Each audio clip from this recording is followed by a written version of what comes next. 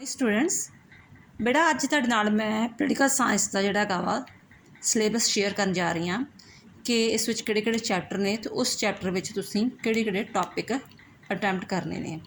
Topic वैसे हर एक book which बहुत सारे ने बट तुसीं किहड़े-किहड़े अटैम्प्ट करने ने। सिलेबस हैगा वा 22 ते 23 का इस साल का, ठीक है।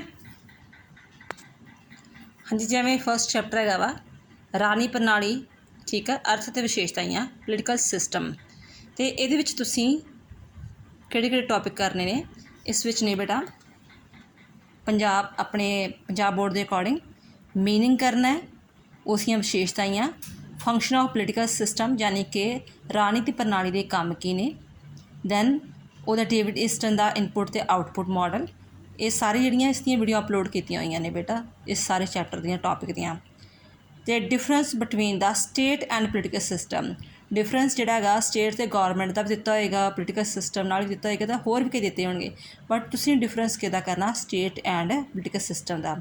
सैकेंड यूनिट विच तुसीं जिहड़ा हैगा वा सैकेंड यूनिट विच हैगा मेजर कंटैंपरेरी पोलिटिकल थियोरी, भाव इहदे विच जिहड़ी है आ जांदी तुहाडे सैकेंड यूनिट विच नौकरशाही। नौकरशाही विच जिहड़ा है नौकरशाही करनी है ते मार्क्सवादी विचारधारा जिहड़ी हैगी आ वो भी आ जाती हैगी आ। इस विच बेटा ये तुहाडा हैगा टॉपिक मेजर कंटैंपरेरी थ्योरी विच लिबरलिज्म, मार्क्सिज्म ते political idea of Mahatma Gandhi, ठीक है। ये जिहड़ा हैगा महात्मा गांधी की विचारधारा ते मार्क्सवादवाद ते उदारवाद तीन विचारधारावां जिहड़ियां हैगियां वो करनियां ने, उदारवाद, मार्क्सवाद ते महात्मा गांधी, ठीक है। जिहड़ा यूनिट तुहानूं दित्ता हैगा वा उदारवाद, मार्क्सवाद ते महात्मा गांधी के राजनीतिक विचार। थर्ड जिहड़ा हैगा यूनिट तुहाडा है वो आ जांदा है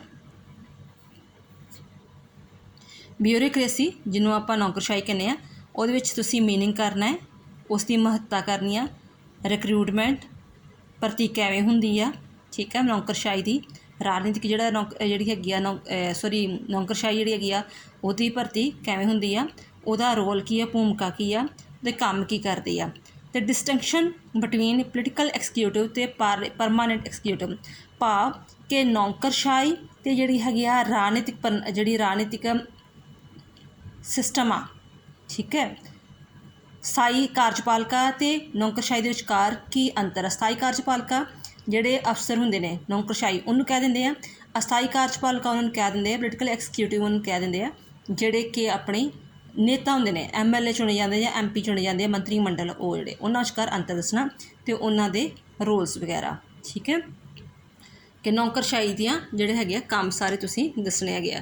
इत्थे जस्ट दस्सिया कि नौकरशाही का टॉपिक है बट उहदे टॉपिक विच तुसीं की करना है बेटा कि टॉपिक विच जिहड़ा मीनिंग करना, इंपॉर्टेंस करनी है, recruitment, role, function, distinction between the political executive ते permanent and their respect roles वगैरह, ठीक है। ये चीज़ां वगैरह ये करनियां।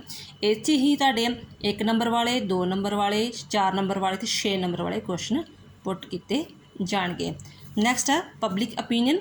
पब्लिक ओपीनियन विच जिहड़ा हैगा वा जिन्हों आपां लोकमत कह दिंदे आ, रोल एंड इंपॉर्टेंस, जिहड़ा लोकमत आ उहदी की भूमिका ते उहदी की महत्ता है, ये चीज़ वगैरह, ठीक है। दैन उस तो बाद agency for the formulation and expression of the public opinion, वो किहड़े तरीके दे नाल असीं जिहड़ी लोकमत नूं प्रगट कर सकते हैं, जिवें अखबारां वा, रसाले आ, सोशल मीडिया वा, ठीक है। ये सारे जिहड़े हैगे ये जिहड़ी है 3 टॉपिक आ जाने इहदे विच लोकमत विच, रोल आना, इंपॉर्टेंस आनियां, एजेंसीज वगैरह आनियां। नैक्सट है party system, fourth part political parties. Political party की जिहड़ी हैगियां फंक्शन ते इंपॉर्टेंस, जिवें कांग्रेस पार्टी है, BJP पार्टी देती होएगी उहदे फंक्शन, जस्ट वो नहीं तुसीं उहदा इतिहास नहीं दसना कि पार्टी का इतिहास की आ, कई भूमिका जां कुछ भी, जस्ट पोलिटिकल पार्टी के फंक्शन की ने, इंपॉर्टेंस की है। इस तो अलावा basis of formation of political party, political party किहड़े आधार पर बनी होंदी है, जात के आधार पर, धर्म के आधार पर, भाषा के आधार पर जिहड़ियां पोलिटिकल पार्टीज बनदियां ने। वो 3 टॉपिक ने पोलिटिकल पार्टी के काम, महत्ता ते बेसिस, यानी कि होर भी बहुत सारे टॉपिक दिते होणगे बट तुसीं ये 3 चीज़ां इहदियां करनियां, उहदे फंक्शन, इंपॉर्टेंस एंड बेसिस। ये आ गया फोर्थ पार्ट। अगे आ गया फिफ्थ पार्ट। फिफ्थ पार्ट बेटा हैगा वा इंडियन डेमोक्रेसी। इंडियन डेमोक्रेसी विच की आएगा पार्लीमेंटरी मॉडल, संसदीय प्रणाली कह लो। Problem and challenge to Indian democracy यानी कि लोकतंत्र दी जिहड़ियां हैगियां की समस्यावां की चुनौतियां आ रही ने ते इंडियन लोकतंत्र जिहड़ा हैगा फ्यूचर भविख विच लोकतंत्र साडा किहो जिहा है। 3 टॉपिक ने इस ते भी, एक तो डेमोक्रेसी विच हैगा कि साडा पार्लीमेंटरी मॉडल किहो जिहा वा, सैकेंड कि लोकतंत्र दी जिहड़ियां हैगियां उस दियां की प्रॉब्लम्स आ रही, और थर्ड कि उहदा फ्यूचर की आ। नैक्सट है democracy at grass root. Grass root विच आना तुहाडा पंचायती राज, ठीक है, कंसैप्ट ऑफ पंचायत राज, जिवें पिंड दे सरपंच हुंदे, पंचायत हुंदी आ, फिर ब्लाक समति हुंदी, जिला परिषद हुंदी आ, वो चीज़ां वगैरह सारियां, ठीक है। एक्चुअली पंचायत राज की आ जिहड़ी 73 एक्ट वगैरह हैगा वा, ठीक है। इस नाल रिलेटेड भी मैं video upload करांगी।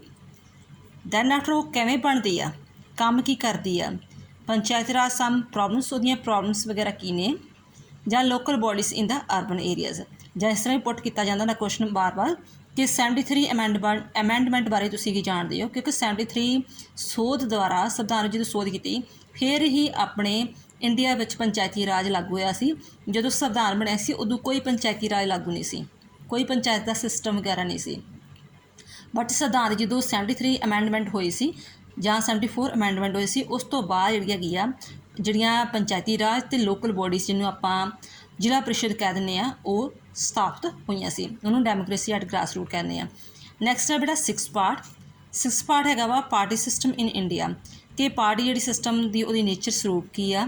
Study of the major 4 national party बारे गल की गई है। इंडियन नैशनल कांग्रेस बारे पढ़ोगे, BJP बारे, CPI बारे जिहड़ी कम्यूनिस्ट पार्टी ने CPI-M बारे, ठीक है।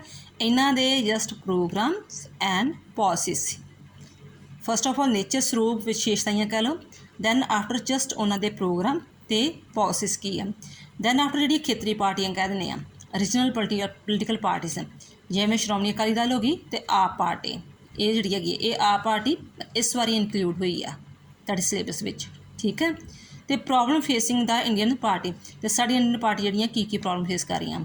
नैक्सट है इलैक्ट्रॉनिक सिस्टम, जिन्हों आप कह दें मत संग्रह, वोट पाने का सिस्टम वगैरह।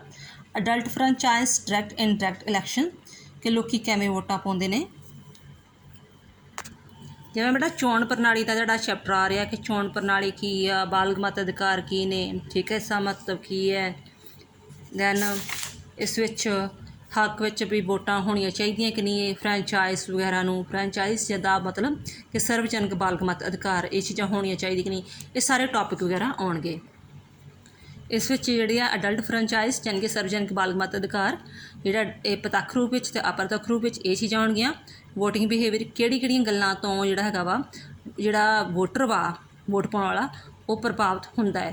एक्चुअली वोटिंग बिहेवियर हुंदा की है, उहदी डिटरमाइनेट्स वो किहड़ियां गल्लां तो प्रभावित हुंदा है, ये जिहड़ा क्वेश्चन आएगा। इलैक्शन कमीशन की हुंदा है जिहड़ा चोण आयोग आ, तो उहदा काम की हुंदा। फिर 7वां पार्ट हैगा नैशनल इंटीग्रेशन, जिन्हों राष्ट्रीय एकीकरण कहते हैं, उहदियां की प्रॉब्लम्स आ रही ने तो उन्होंने होर प्रमोट करने वास्ते किहड़े स्टैप चुके जा रहे हैं। 2 चीज़ां, प्रॉब्लम्स एंड स्टैप टेकन्स।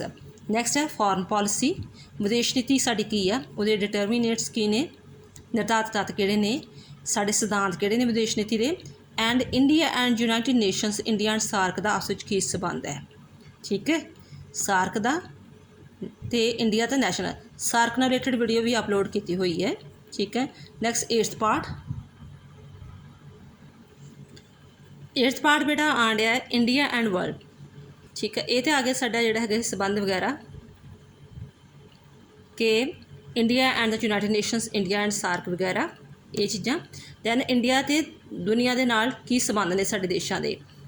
इंडिया सा रिलेशन विद हर नेबर साडे देश किहड़े है, नेपाल आ, श्रीलंका, चाइना है, बांग्लादेश, पाकिस्तान आ, इन्हां दे रिलेटेड जिहड़े हैगे आई थिंक 6 नंबर के ज़्यादा क्वेश्चन इन्हां रिलेटेड आउंदे ने आ, इन्हां नाल किहो जिहे संबंध वगैरह ने।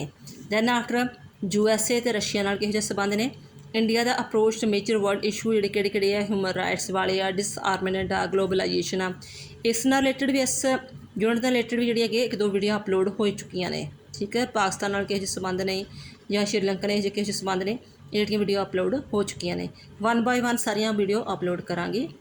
तो इस सिलेबस में बड़ा बिल्कुल ध्यान दे नाल पढ़ना, सारी किताब पढ़ने की लोड़ नहीं होंदी, जस्ट जो सानू टॉपिक आ उस टॉपिक नूं आपां पढ़ना है, ठीक है। Best of luck, thank you बेटा।